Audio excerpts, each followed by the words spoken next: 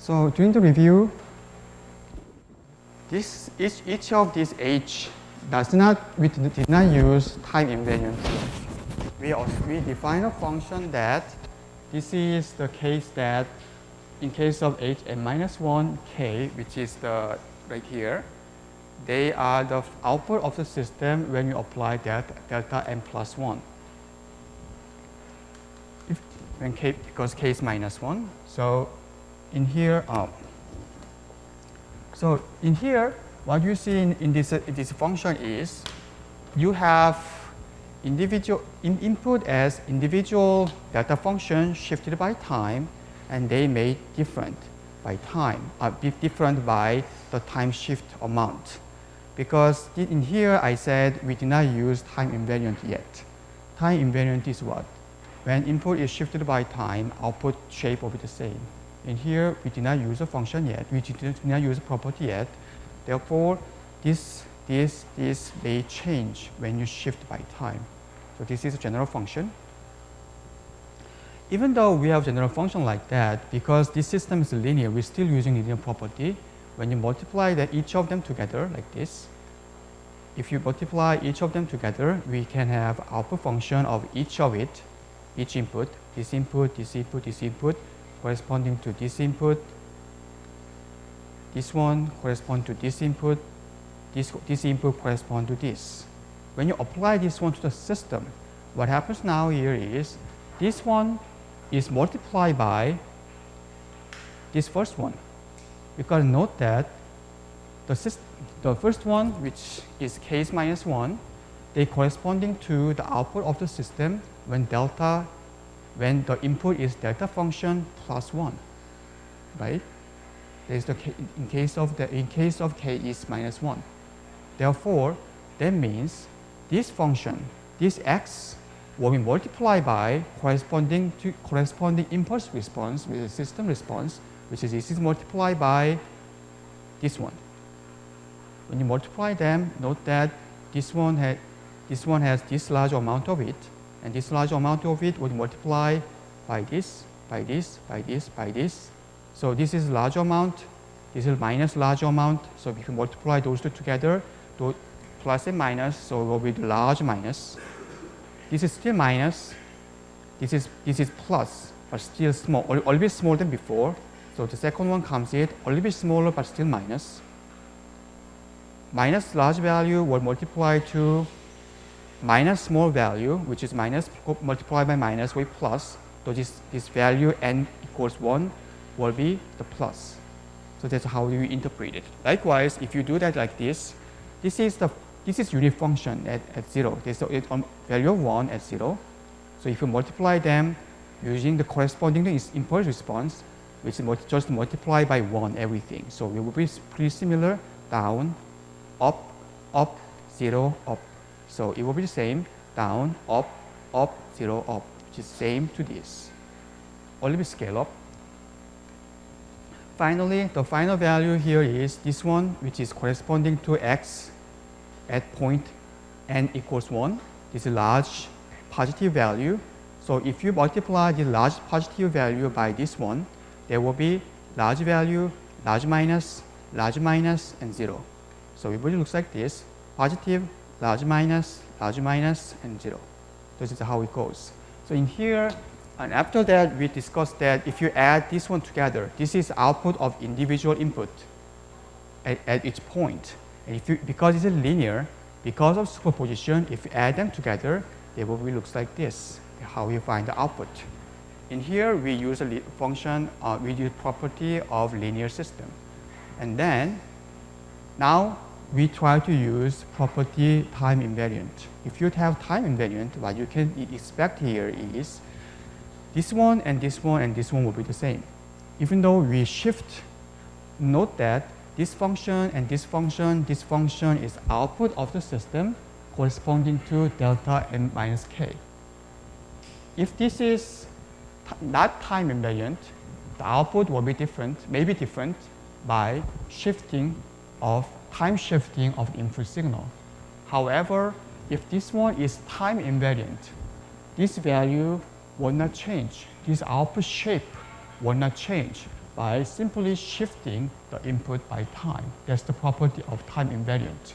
Therefore, if you have a time invariant property to here, this will be the same, looks like the same, just shifting by the time. So if you have time invariant function, then now we can define them as time shifted version of original impulse response. If this is time invariant. If it's not time invariant, they will look like this. If this is time invariant, now we are page 7 now. If this time invariant system, this HK function is time shifted version of each other, meaning that there will be time shifted version. Therefore, now we can define this one equals to this if this time invariant. So by far, we have discussion that assume that this system is linear, time invariant, linear, and time invariant. Because this is linear, we can use superposition. As we can use the superposition, we can take out x, take out the summation to the outside of the function. We can also take out x, which is corresponding to constant multiplication out from the system. Therefore, using the linear, we can have this shape. And then we are using time invariant. Time invariant means the output does not change by shifting by time. So this one does not change by shifting the time. They will not look like this. Therefore, we simply can make this original function hk, hn is time shifted. Say this is our hk, then it will be time shifted version, even though they shift by time, for example. Or if they shift by time in this way, their shape does not change, just simply move in time domain. That's how we use time invariant system. So after all, now we have this function, and this one can be h n minus k. So finally, we have this. So in end of last lecture, we talked that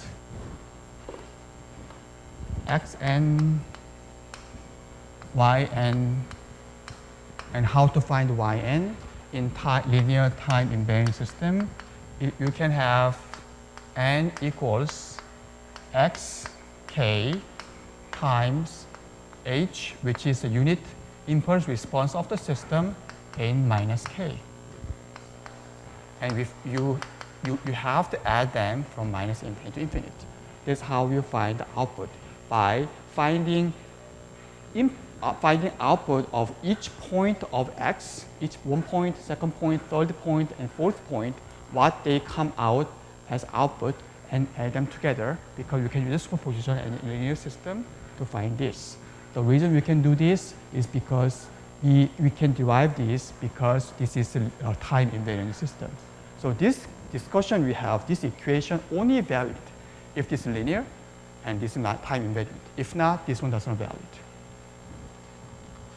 And this is the final discussion we have last time, and we say this is x convolution h. We define a new operator, say convolution star. So convolution, and also at the last session we talked that this can be shifted, meaning that you can use this or you can use like that. One of them should be k, one of them should be n minus k. So you can select something looks simpler as n minus k, because this is a function of k, so you have to shift, you have to reverse in time because it's minus, also shift by n.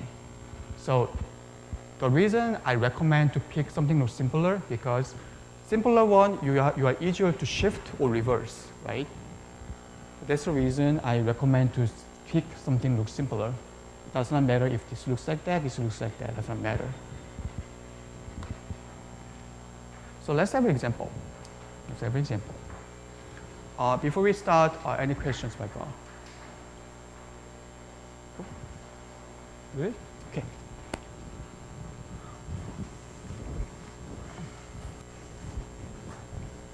So let's write down the convolution here. Output of y equals to x convolution h, which is corresponding to k equals minus infinite to infinite x k h m minus k. And assume we are given in two functions. One is xn equals,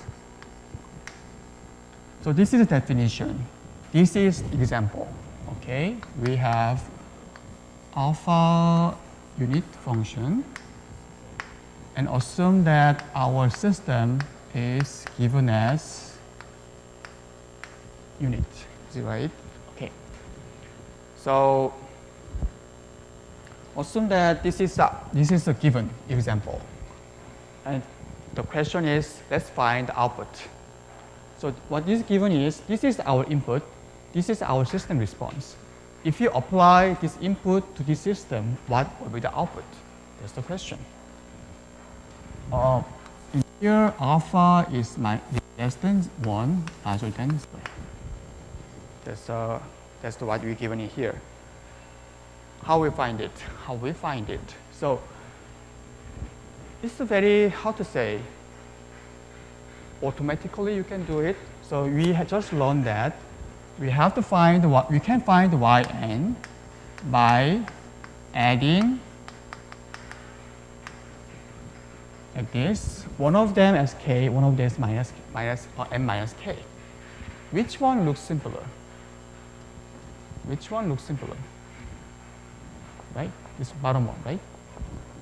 Right.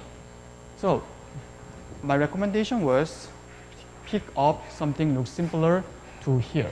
So let's put this one, which is less simple, to here, just k,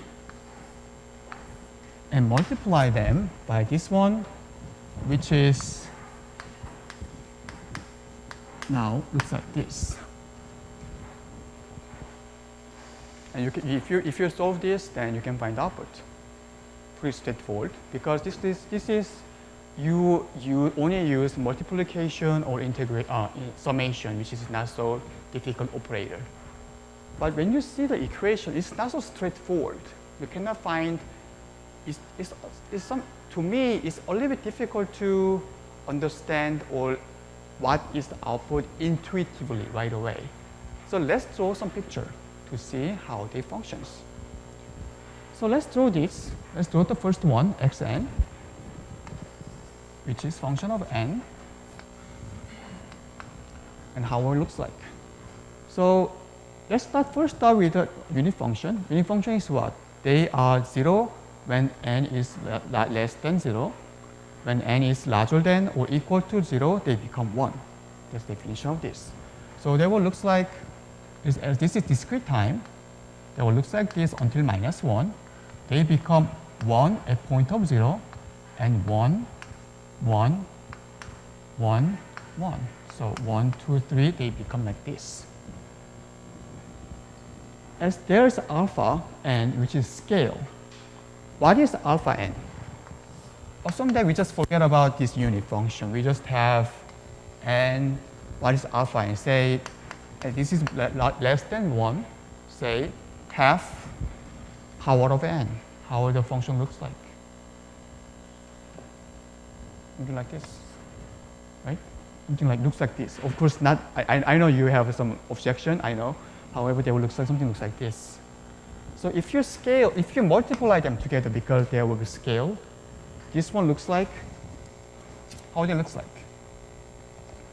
There will be something looks like this. They scale down, right? This is how it looks like in the first graph in the picture. Before we start for copyright, the picture, all the picture used this lecture comes from our book. So the copyright of the picture goes to our textbook. So if you want to take a picture, all the picture used in this lecture will be given from the bookseller, and they are coming from our book. So you can find the picture in our book. So it looks like this. That's our x. So if you have, now we have, instead of n, we have k, because we have xk. They will be the same, right? There is no time shift, no time reversal. It just stays as it is. So you simply change n to k. So they will look like this. What about the second one, hn? hn, we just drew it before, which is 0, now becomes 1, 1, 1, 1 after that. When this one is hn. Now, to make this, we have to change this one to n minus k. But still, this one should be k, right, to match the scale. How we do it? First of all, as this k is x value in here, so there's minus here, so we have to reverse by time. So think in this way, we change n minus k. So what happens? If you initially have, let's have an intuitive idea. Like it used to have this, and they have an individual value like this, first one. And then if you have minus, what happens? They will look like this. They reverse in time scale, and they will have, of course, they have a point. And then we scale by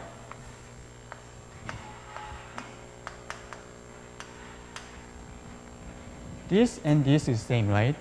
Minus n will be plus. So plus n minus k will be the same to here. So how it looks like? The time shifted version by n. All right? So we shift by time. So what happens now here is, depending on value of n, first we reverse in y-axis and shift this to this value depending on n. So this is time reversal plus time shifted version of unit function. So in short, after all, they will look something like this. They can be as this reversed. So now they are not 0 below a certain value, because before then they are not 0 above certain value, because it's reversed, so they become non-zero at below certain value. And after that, they become 0 and shifted this way or shifted this way. That's how we do it. Okay? That's the second picture right here. This is not time scale version, so let's have the next page. So this is same to here, doesn't change. This is reversed and shifted by n equals minus 1, n equals 1. So depending on the value, we shift by 1, minus 2, depending on how it looks like. Now, we find out what is xk, what is h and minus k. Now, we have to multiply them together. Individually. So what it means here, this is how to say, requires a lot of labor, a lot of effort to find the value. Because to find a value at a certain point of n, we apply n to here, find the function, multiply them together, and add at every point to find one value of n. And if you want to know value of n equals 1, you put n equals 1 here, find the function, multiply them together, add all k to find this right side point, in your side, right side, right? Right side point to find one point of y. If you want to have second point, n equals 2, you apply 2 here, multiply, add them together, and find the second point. So you keep on doing that, labor, a lot of effort. But your computer can do it, right? So, anyways, Anyways, so let's make the label a bit simpler. What you do is, what you notify here is that unit function. Unit function is not 0 except a certain point. So what it looks like here is, for example, if you shift in this way and multiply together, what happens? So let me rescale them to see how they looks like. Maybe it's easier to see in this graph. So assume this is our yk, which it does not change. They just stays as it is. When n changes, with how much the h shift, this one doesn't change, this one change. They shift by n. So let's have an example of several n. This one is x, which doesn't change by n. This is the, let's start from this. Let's start with the case that n equals -1. So to get y -1, we multiply this by this and add every point. It's labeled. However, because this is unit function, think in this way. This one is not 0 above certain point. This one is not 0 below certain point. So if they doesn't overlap, they're all 0, right? So by using this, we can reduce a lot of effort. Because if this one does not reverse by time, if there is not 0 above certain point likewise, we have to add them a lot of things. But now they are not 0 in the other way. This is not 0 in this way, not 0 in this way. So like this, if you multiply this by this is 0 multiplied by certain point, 0 multiplied by certain point, so everything is 0. This is 0 times certain point, 0 times certain point, so everything is 0. So if you are asked to find what is y -1 in this case, then there will be 0 because everything is 0. One of them is 0. And then if you shift, so there will be 0 like this, like this, like this. So what you can find out here is if n equals or below -1, the value of y, n, will be 0. Right? So in here, you can find out that value of y, n equals 0 when n equals or smaller than -1. And then, now we shift a little bit to the right side, like this, when n equals 0. 0 minus k. In here, this one overlaps, right? In here, this one becomes overlap. So we are not 0 any. We are not 0 anymore. Is it right? I don't know. So this one becomes like this. And if you shift more, now 2 points overlaps. So now we have several overlaps.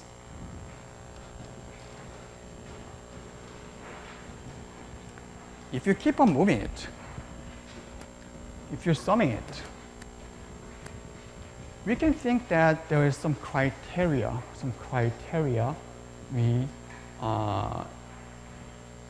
There is point that not 0.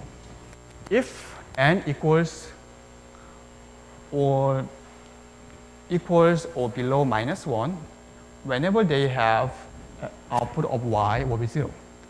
When n is larger or equal to 0, now there is overlap happens. But note that they doesn't overlap in every point. It's overlap up to this point. This is n, right? The largest number non-zero in H is n, when k equals n, right? So in here, we find that here is 0, here is 0. Only from here to here is not 0. Therefore, what you can find out here is, all right, this y becomes not 0 when n equals -1.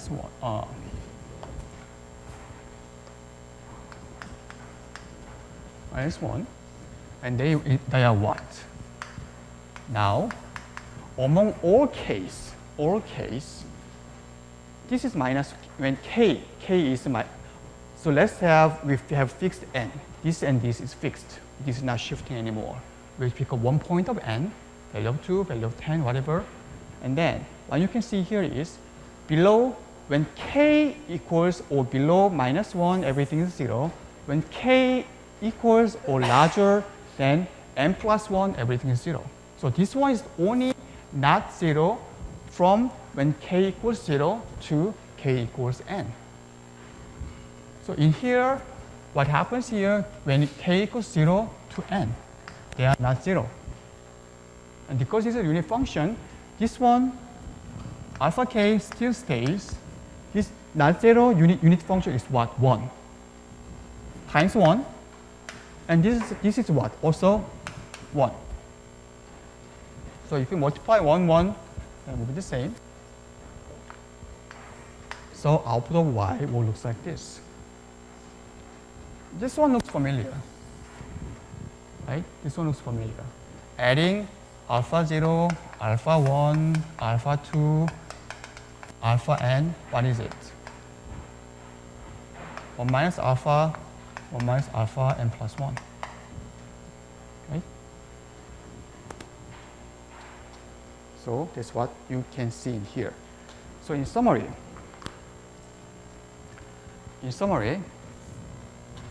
this value, when n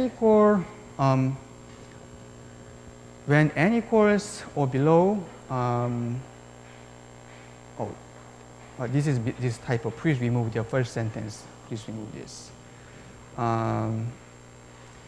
When n equal, k is smaller than or equal to n or 0, there will be alpha k.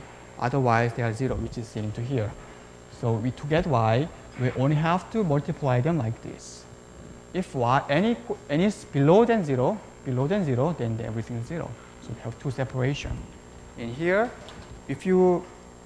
because this is non-zero from 0 to n, we add alpha k to find this. So this is, you can write down like this. You can write down, the answer is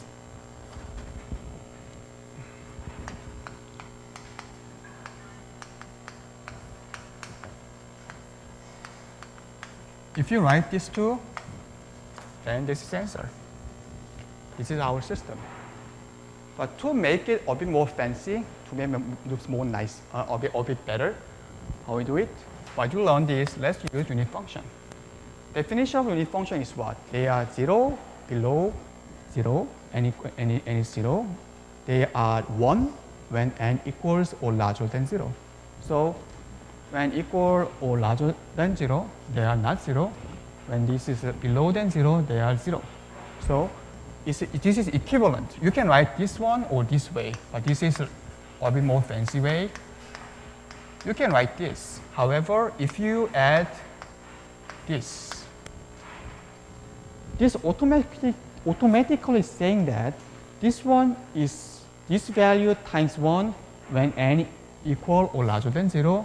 When n is below than 0, then this is 0, therefore the whole value will be 0. So these two are equivalent equation. If you happen to have another function have a relationship that, say, 3. A certain value is not 0 when n equal or larger than 3. Below than 3 is 0. How we do it?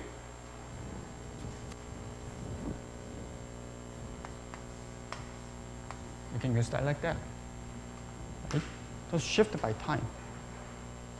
Because this y n minus 3 becomes 1 when n equals 3, n equals 4, n equals 5, which is corresponding to this. If this is below than 3, 2, 1, 0, the inside here will be minus 1, minus 2, minus 3, which is 0. So 0 times something will be 0. So you can represent these two several cases into one equation using this. But either one is fine. You can use either ways. Questions? Nope. So let's have another example. So this is simpler case. this simpler case. But before we move on,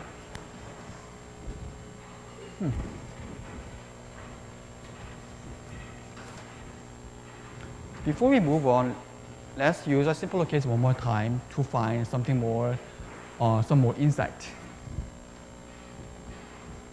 Let's only see this, all right? Let's only see this, and let's see this and this. Let's forget about alpha k right now. If we have a unit function, k times, what is it? How it feels. If n is larger than 0, for example, if n is lower than 0, it's a different story. However, let's think this way. This one, they are not 0 from 0, right? This one is what? They are not 0 below n, right? Can you see it? So when n is, this n is below than 0, there's no overlap. So we can intuitively think, okay, there's no overlap, so 0. If this n is larger than 0, I'm sorry, then we have overlap from here to here, right? So we can intuitively think, okay, this one is 0 in here, 0 in here, but not, it will be 1 here. So this one, if you only see this, then it can goes right away to here. Also to here. They are not 0 from 0 to n, right? So if you keep on, some of this one will be given as homework this time. So once again, the homework will given today, due by next Thursday. If you keep on practice, you can see this one right away. Because if you keep on working on this practice, then you can find a simpler way other than just follow the steps. Right? Let's have a second example, which is a bit more complicated.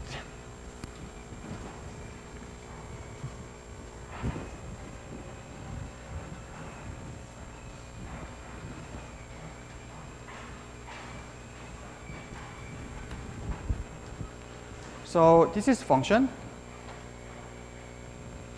It's complicated, right? N equals 1 and 0. This one is, how to say, alpha n 0 n equal 4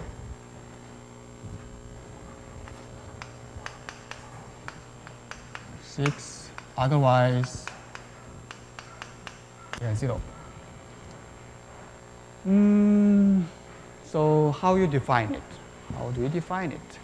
So this is a thing you can see in here. So let's start from pick something to reverse, something to stay. The first one, let's have the original one. Let's have k. This xn is what? They are not 0 from 0 to 4. So there will be 1, 2, 3, 4, 5 ports. 1, 2, 3, 4. 5 ports, that's xn. In case of hn is what? Hn is similar to what we have last time. They are alpha n, right? Alpha n. However, this is not 0 from 0, 1, 2, 3, 4 until 6. Until 6. Okay? So this one has 1, 2, 3, 4, 5, 6 points. 6 and 7 ports. So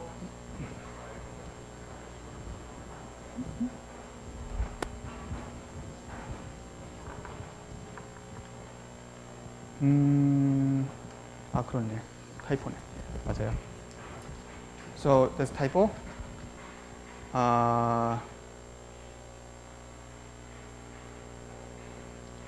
This. Let me check about this. I think this typo. This is below than 1, not larger than 1. But let me check one more time. But let me see.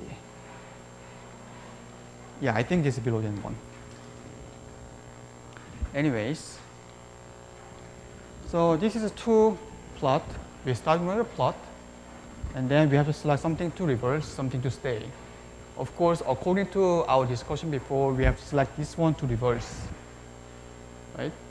But unfortunately, our book, they pick up this one as reverse. So let's follow our book because there's a picture. So when you do it, you don't have to pick what H to reverse.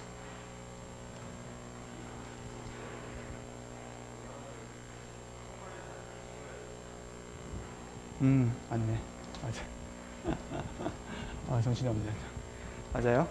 So, I'm sorry. This still stays. It stays right. Alpha is larger than 1 because initially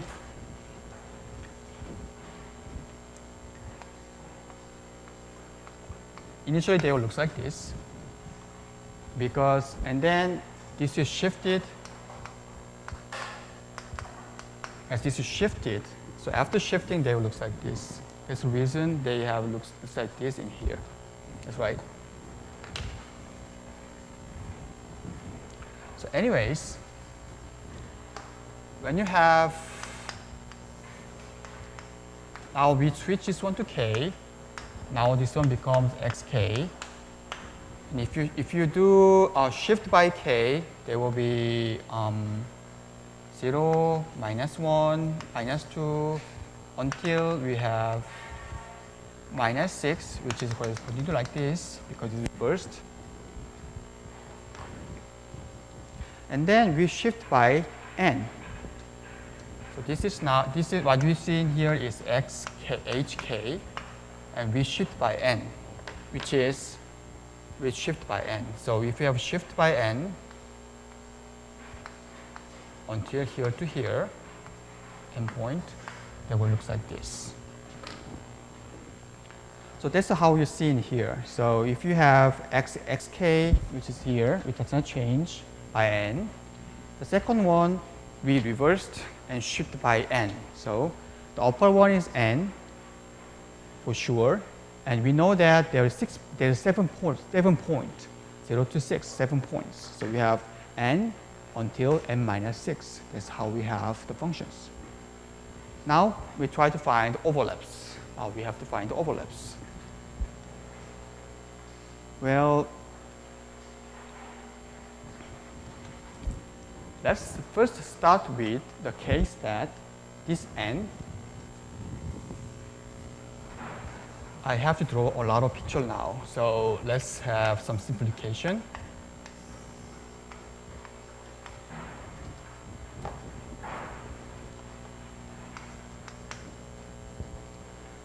Now, of course, this is point, but I will draw like this.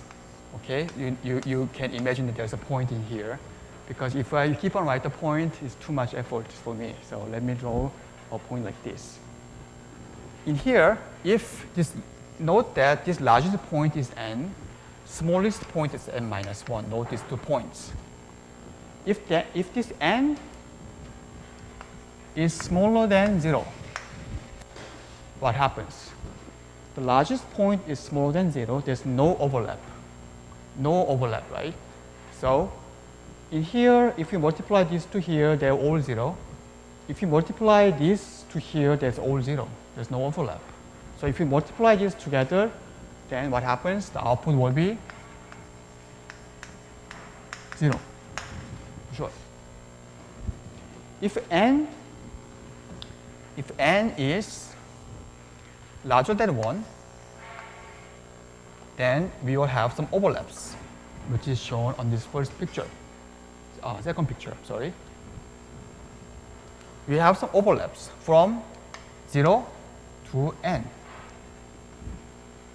From here to here, we have overlaps, but after n in here, there's no overlaps. So when at this region, we have not zero at from k is at this point, right? Let's write down. Now what? Now if you keep on moving n, we keep on moving n, what happens? If now we assume that n is smaller than 4, right? So n is now larger than 0 but smaller than 4. If n is larger than 4, what happens? If this is longer than that, what happens?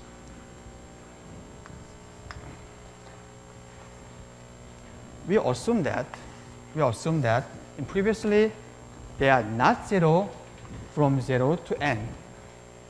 Now at least this 0 to 4, every point will be not 0.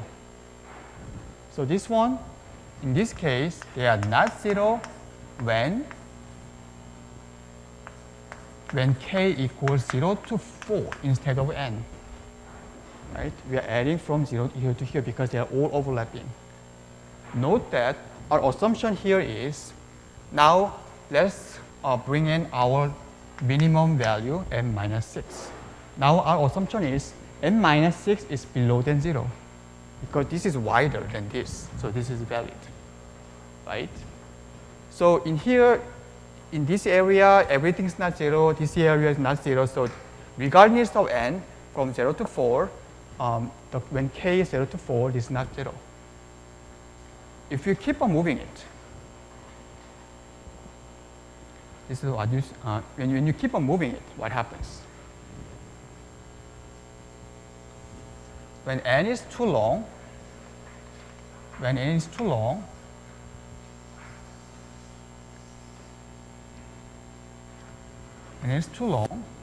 n minus 6 is larger than 0, Now overlapping area is what? From here to here, instead of here to here, or 4. So at this reason, they are not 0 when from n minus 6 to 4. Okay? Finally, so this is the case in what? When n minus 6 is larger than 0, right? When n minus 6 larger than 0, larger or equal to 0, but smaller than 4, so smaller than 4. So what happens? This is 6, 10.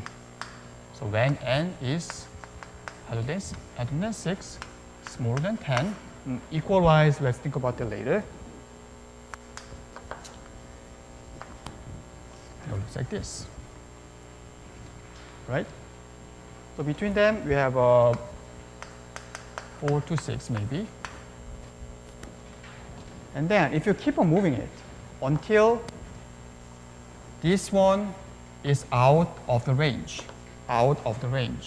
when n minus 6 becomes larger than 4, what happens? There will be no overlap. So they become 0. Okay. When n is larger than 10. Because in this point, n minus 6 should be larger than 4 to have no overlap. So when you reverse it, when this is like that. Okay? So we first try to find the reason that where it is not 0. We don't care where it is 0. We only care where it's not 0. And this is how we find it. And let's think about how they looks like. note that we just keep on have a point that we keep on have a discussion that there is a reason from n minus 6 and keep on moving the reason to find if there is overlap. If there is overlap. If there is overlap, what happens? X is always 1. This one is alpha n. So 1 times alpha n is alpha n, right? So this is when this is not 0, that means there's alpha k exists. Alpha k exists.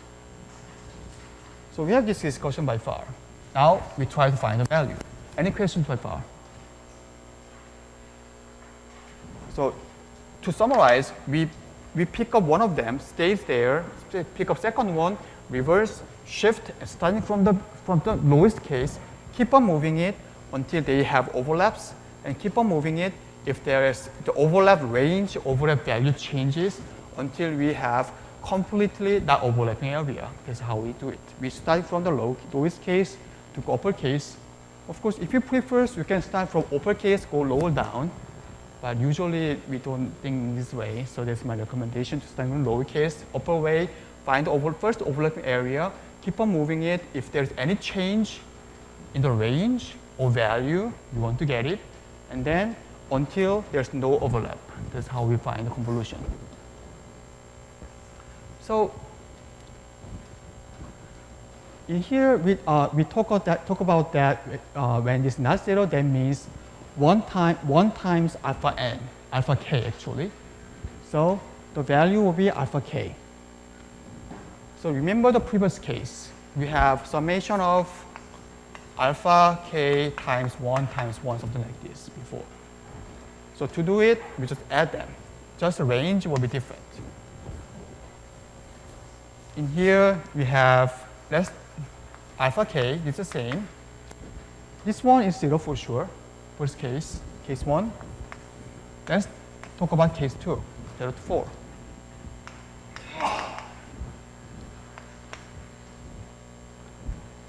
So we are adding from 0 to 4. No, I'm sorry. We are adding from 0 to n. Right? Because they are not 0 from 0 to n. What is it? So we're starting from 1 plus alpha plus blah, blah, blah, plus until alpha n. What is it? It is 1 minus alpha over 1 minus alpha n plus 1. Right? That is the second case right here. You can see here. 1 minus alpha plus 1, because the upper value is n now. What about the case 3? Now we are adding adding up to not n, but 4. Okay? So what happens?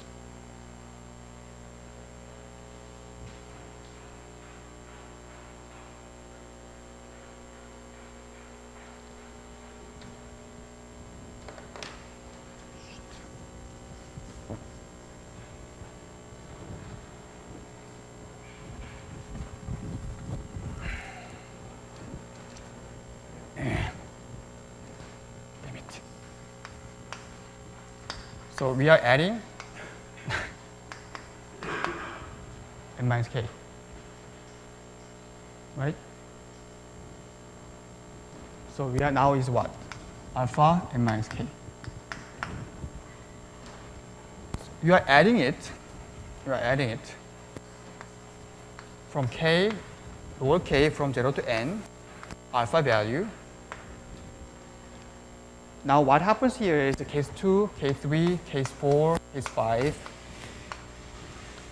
We only change the range. In the case 2, we change from 0 to n. In case 3, we are changing from 0 to 4. In case 4, we are changing from n minus 6 to 4. Okay? So we are adding them together to see this.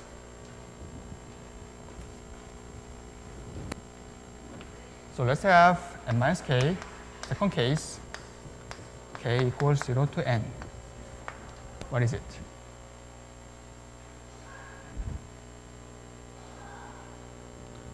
Second case, we have k equals 0 to 4, alpha n minus k. What is it? Case 3, we are adding from k equals n minus 6 to 4, alpha n minus k. First one, we have a limited time, we only have first one. Alpha n does not belongs to k, right? We can take it out from our side. So alpha n can take out.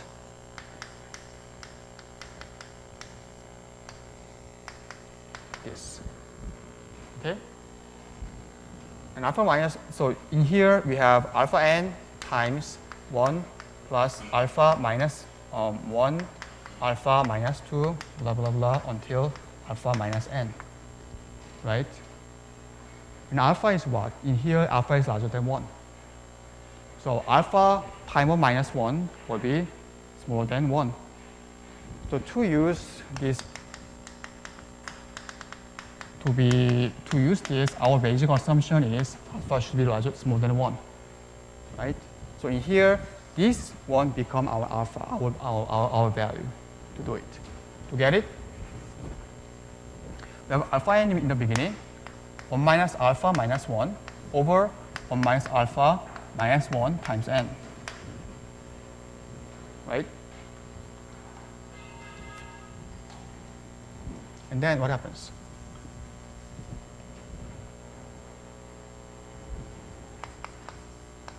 Alpha n times 1 minus alpha minus 1, 1 minus alpha minus n, right? If you multiply together alpha n minus 1, 1 minus alpha minus 1. It's the same, right? If you multiply both numerator, denominator by alpha, what happens? Alpha n plus 1 minus alpha minus 1, right? 이거 이상한데? 어디? 여기부터 n까지니까 여기에 플러스 1하고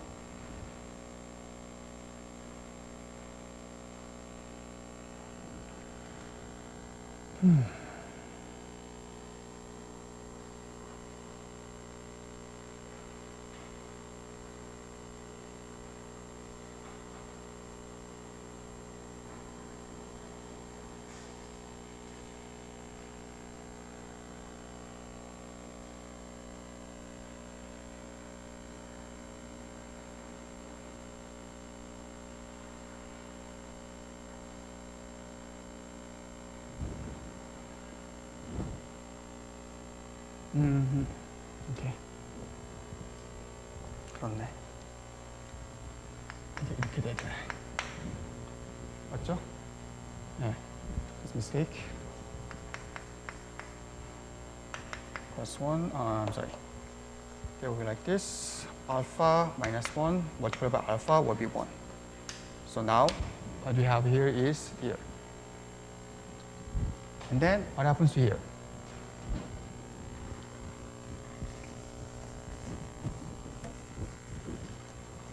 What happens to here? Likewise, we can have, this is only 4. So we have alpha minus k goes to alpha n times alpha minus k. So now this one becomes alpha n times sigma k equals 0 to 4, alpha minus k. So we only have to get this value. What is it?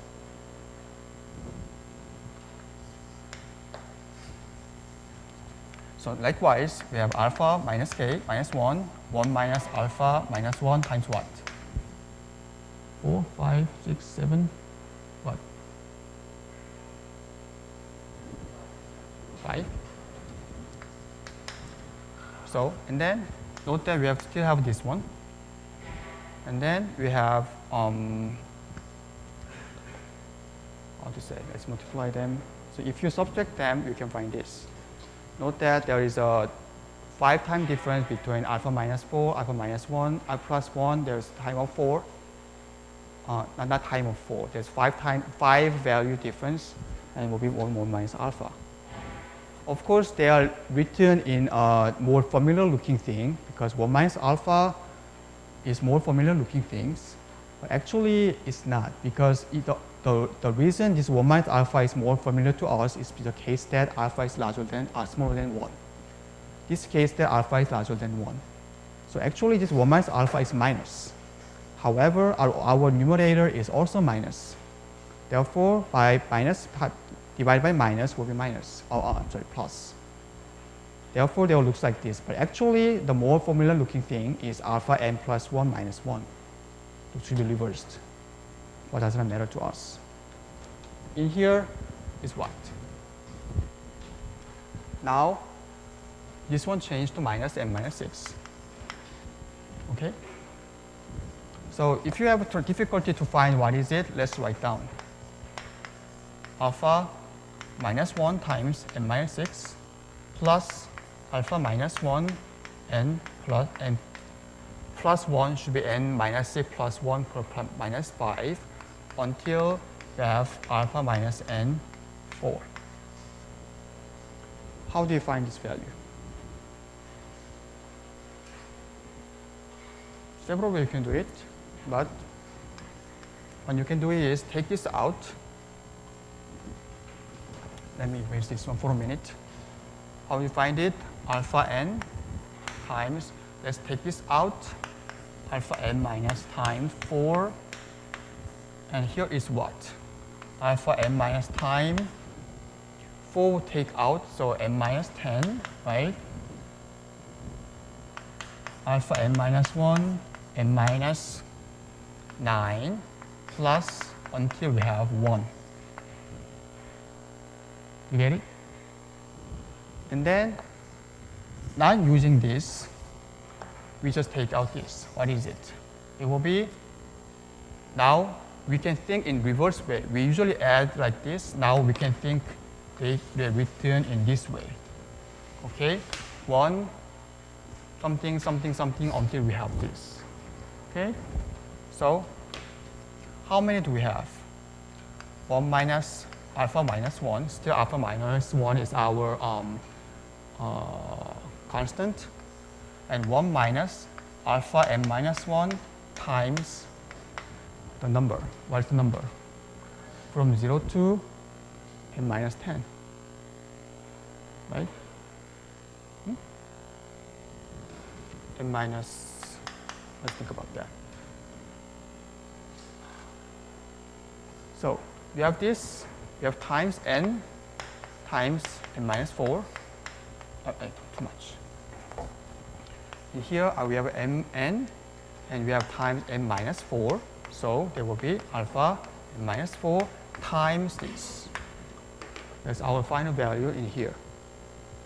So what you can see here is we divide into 4 cases. First case, first to 4 cases. However, first and number 1 and number 5 does not have any overlapping. We're starting from a very lowest case, go to upper case, and see how much they overlaps. If overlapping area changes, we write down and find the value at each point and write down. That's how we do it. All right? And then if you plot it, they will look like this. That's how we find it. This is a bit more, how to say, convenient when you use the computer programming sometimes. Because in computer, you can do, it's hard to solve, how you find, in computer programming, you can find out several programs that solve differential equation, they do several mathematics. How we do it?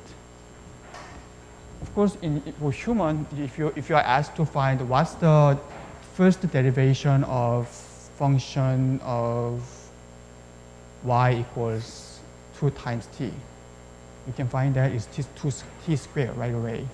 However, how would the computer do? You can at least hard to difficult, right? So how we do it?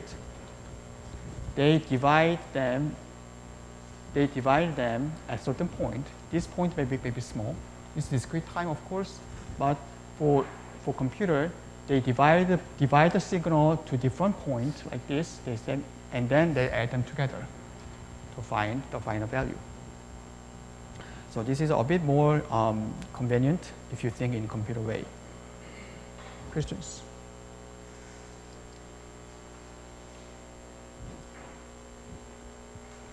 Really? Are you too shy to ask or what? All right, let's go.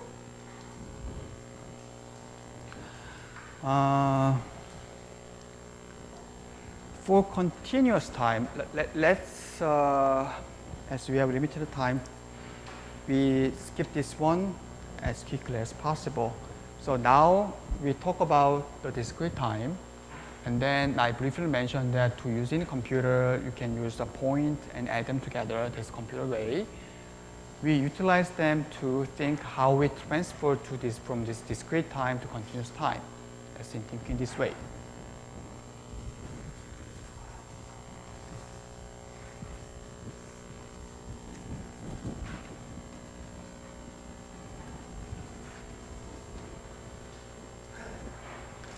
So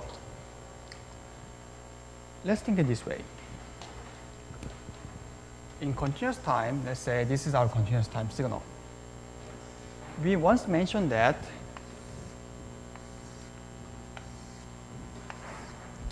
it can be divided by the section, and we can assume that in the first day, I think it's first day we talk, we say our continuous time how to go back from discrete time to continuous time, how we go back from discrete time to continuous time.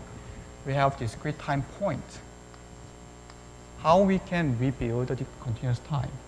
One way to do it is do the interpolation, right? And then make this time smaller, smaller, smaller to get it. Another way is something called sample and hold. Get the value, sample, and hold. Get the value, sample, and hold. Of course, they will be a little bit different, but they will be close enough if you make them small. This is similar how we do it. So continuous time, let's say we have a small time interval delta, a small time interval delta. How we find the output of x when this is x? Let me rephrase my question. How do we find, let's bring out our box one more time. Let's bring out box one more time. Still linear time invariant system. Let's say we have delta function as input, what will be the output? There will be system response. In discrete time case, I explained that we can do that because our delta function pick a point at each end of this system. So the output of the system when input is delta, when this is discrete time, of course. Then the output of when the input is delta, then the output was same to the system response, system itself. That's how we discussed. How we apply that to this continuous time? Of course, intuitively they look similar, so they will be same. However, how we analytically find it? So let's use this. How we do it here is, let's try to segmentize, let's try to separate the continuous time to several points. So this is the full example. So 1 point, 2 point, 3 point, 4 point, 5 point. And this is not spacing of 1. This is spacing of delta, which is, delta is different from these deltas. It's large delta, which is very small value. You will notify what I want to do. We first divide them into several points and make this one to go to infinite.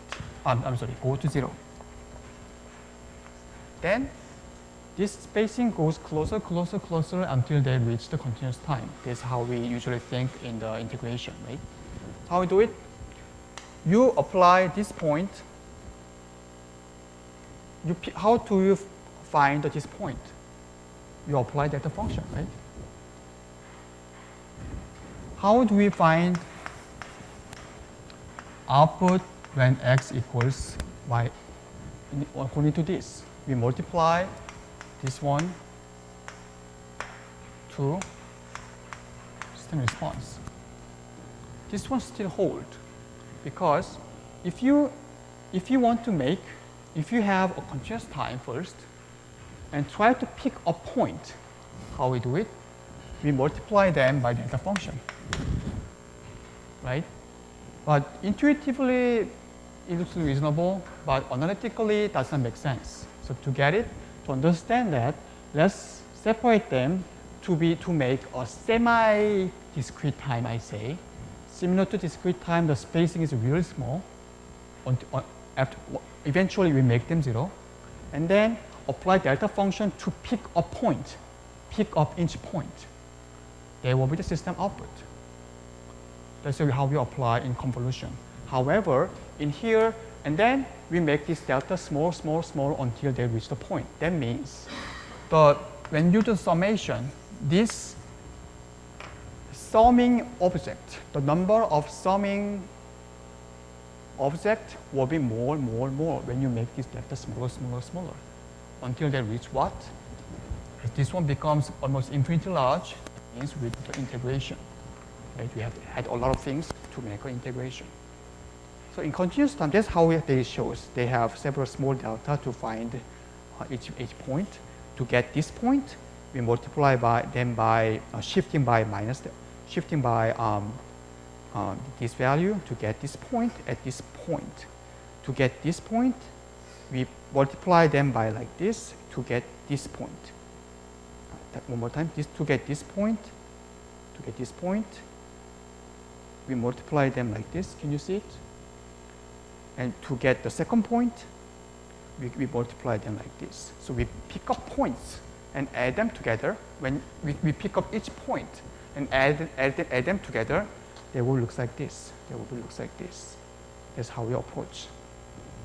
So this all talk about that. And eventually, when you add them all together, which is adding them together, and also, of course, we assume that this is a linear time invariant system. When they shift by delta, if the output changes, we cannot use it. But this is a time invariant system. Even though we shift by time, the output will not change, just a shift by time. So when you make this delta small, small, small until you reach this, because when you make this delta small, the spacing will be smaller, smaller, smaller, smaller until you hit the point, and then the number of objects to be added will be larger, larger, larger until they go to infinite. So we use integration from minus infinite to infinite.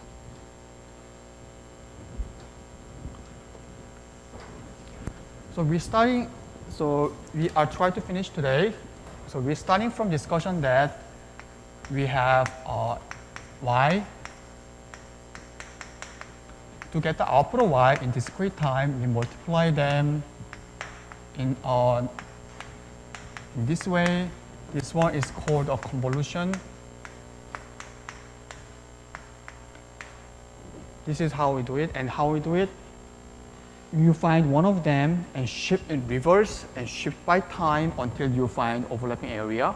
In case of continuous time, you try to have very small spacing of delta and still the same claim still holds. We use now we use something called tau, ht minus tau, and then integrate from minus infinity to infinite according to new value for tau.